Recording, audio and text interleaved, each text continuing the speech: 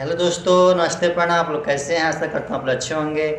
आइए दोस्तों, आज एक नवरात्रि सॉन्ग गा रहा हूँ। आप लोग को अच्छा लगे तो लाइक कमेंट कीजिए और हमारे चैनल को सब्सक्राइब कीजिए। दोस्तों आप लोग प्लीज़ सपोर्ट कीजिए हमें भी। बारे जाले दिया रोजे शाम के, जनुआ हमार हमरे नाम के। बारे जाले दिया रोजे शाम के, जनुआ हमार हमरे नाम के। कहे माई भाग मोरे जागल, जोड़ी हमर उनके से लागल। जैसे लगे जोड़ी सिया राम के, जनुआ हमार हमरे नाम के। बारे जाले दिया रोजे शाम के, जनुआ हमार हमरे नाम के। हेलो दोस्तों, गाना कैसे लगा? अच्छा लगा हो तो लाइक कमेंट कीजिए और हमारे वीडियो में बने रहिए। दोस्तों आप लोग रहेले 9 दिन भूखे हो, पूजा पाठ में न कबो चूके हो। फूल अढ़ौल के चढ़ावेले, मैया से अरजी लगावेले। भगती में जियले आराम से, मुँह ले मैया के प्रणाम से। बारे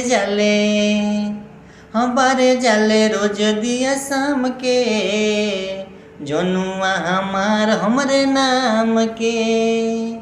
बारे जाले दिया रोज शाम के, जनुआ हमार हमरे नाम के। हेलो दोस्तों, गाना कैसा लगा? अच्छा लगा तो लाइक कमेंट कीजिए और हमारे वीडियो में बने रहिए। दोस्तों आप लोग प्लीज।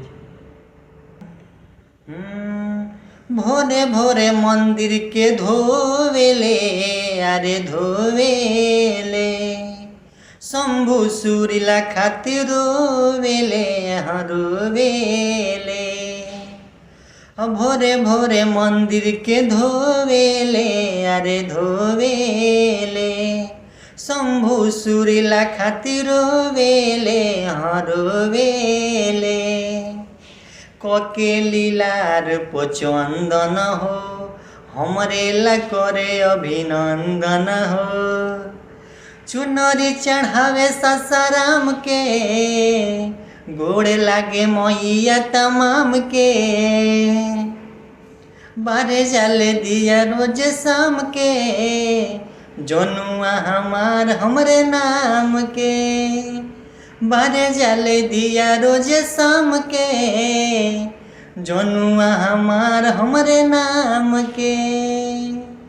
कहे माई भाग मोरे जागल, जोड़ी हमर उनके से लागल।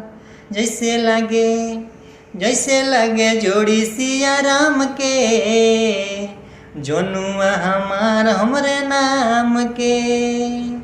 बारे जाले